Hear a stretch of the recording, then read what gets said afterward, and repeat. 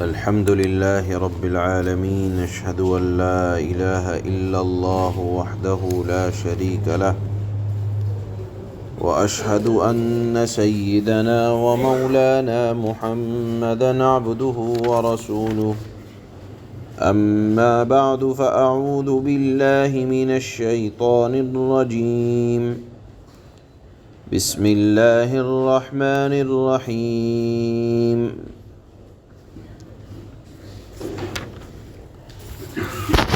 القارعة ما القارعة، وما أدراك ما القارعة. يوم يكون الناس كالفراش المبثوث، وتكون الجبال كالعهن المنفوش. فأما من ثقلت موازينه فهو في عيشة راضية، وأما من خفت موازينه فأمه هاوية، وما أدراك ما هي، نار حامية. صدق الله مولانا العلي العظيم.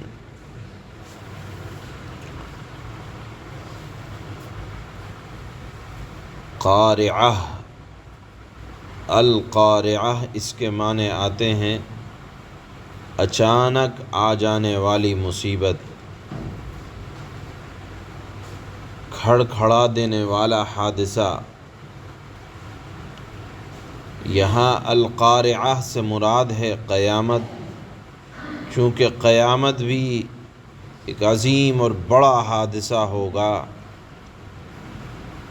لہذا قیامت کو القارعہ سے بھی تعبیر کیا جاتا ہے۔ اس کا ایک نام کھڑکھڑا دینے والا حادثہ، عظیم مصیبت۔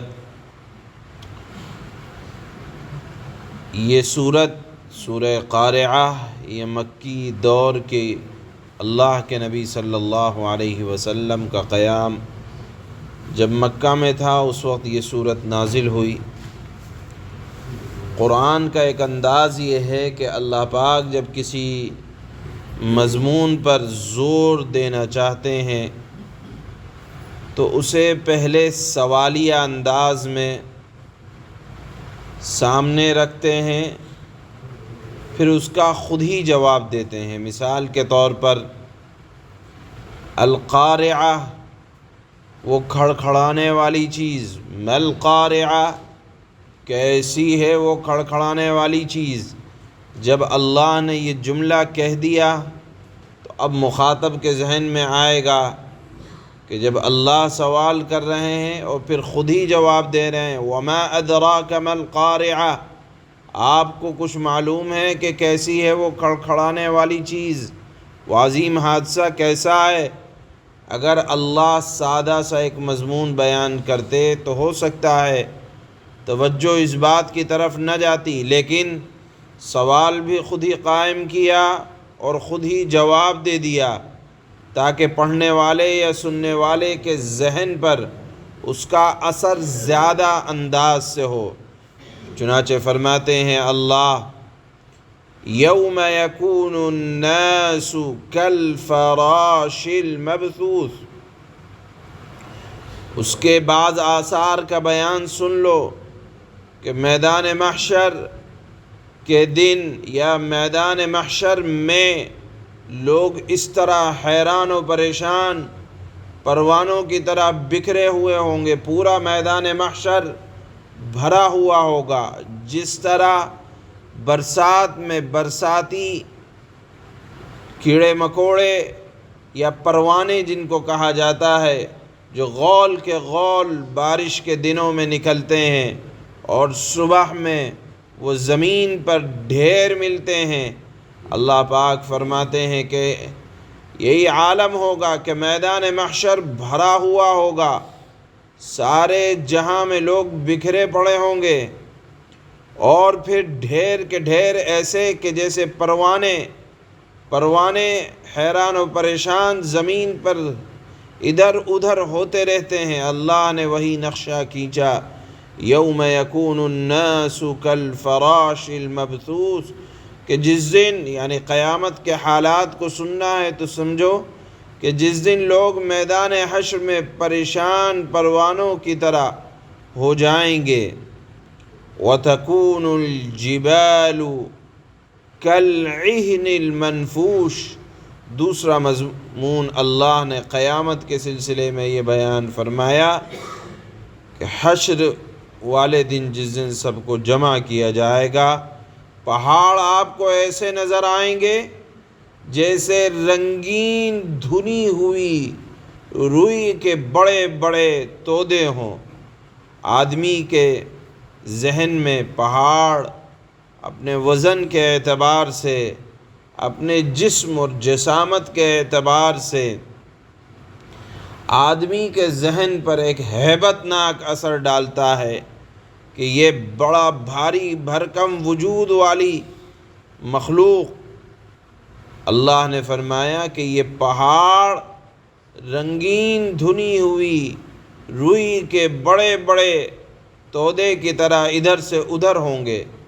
جس طرح دھنی ہوئی روئی کے اندر وزن نہیں ہوتا، اسی طرح یہ تمہیں مضبوط دکھنے والے، لمبے چوڑے قد و قامت والے، جسم و جسامت والے پہاڑ اور وزنی پہاڑ، رنگین اس لیے کہا کہ پہاڑوں کے رنگ الگ الگ ہوتے ہیں۔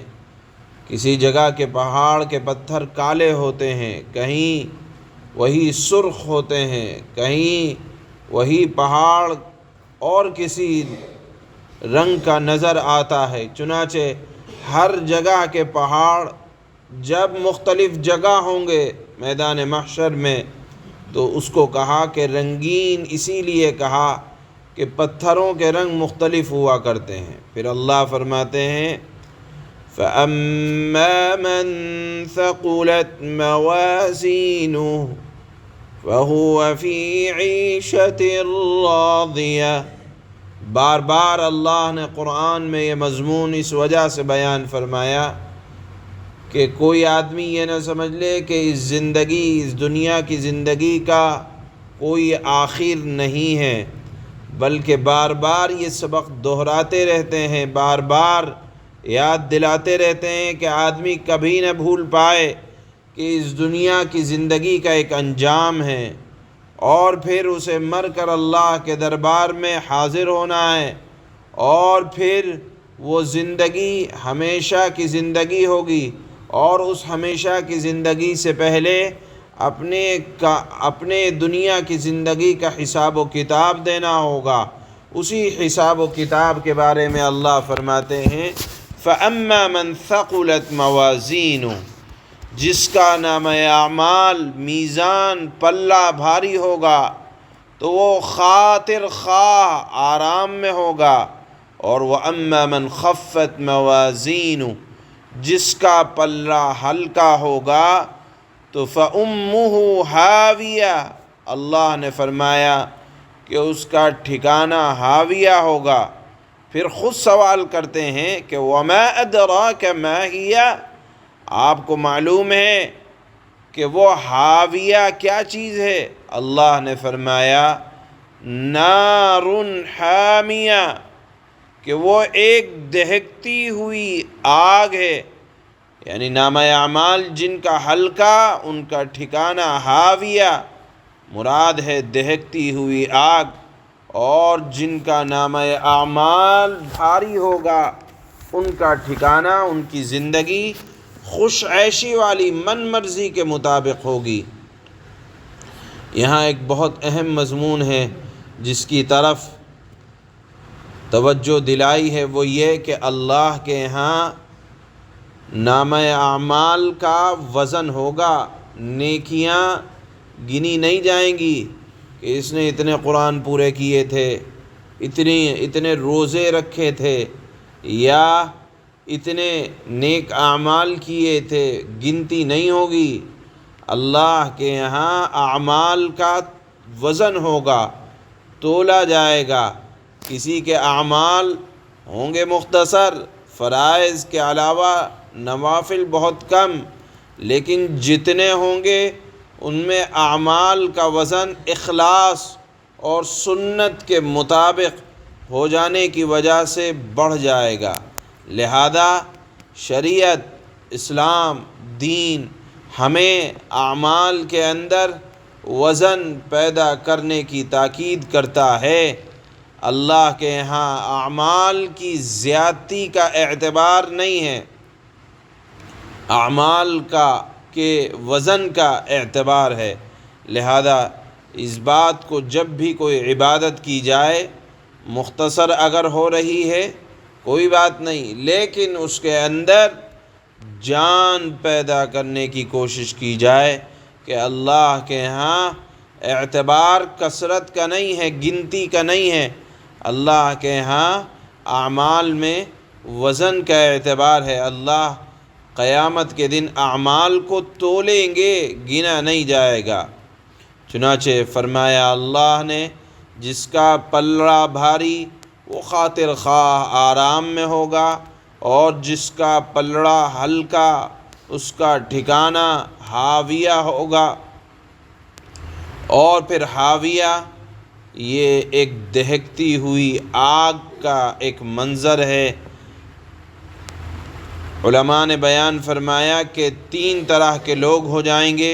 ایک وہ کہ جن کا پلڑا ہلکا سیدھے جہنم میں، ایک وہ جن کا پلڑا بھاری وہ سیدھے جنت میں، لیکن اسی میں جہنم میں جانے والے کچھ لوگ وہ بھی ہوں گے جو ایمان والے ہونے کے باوجود ان کا نامہ اعمال ہلکا رہ جائے گا، تو پھر بالآخر ان کو جہنم میں کچھ دن رہنے کے بعد جب ان کی سیئات ختم ہو جائیں گی اور ایمان کا وزن ہوگا تو ایمان کی وجہ سے جہنم سے نکلیں گے اور پھر جنت میں جائیں گے۔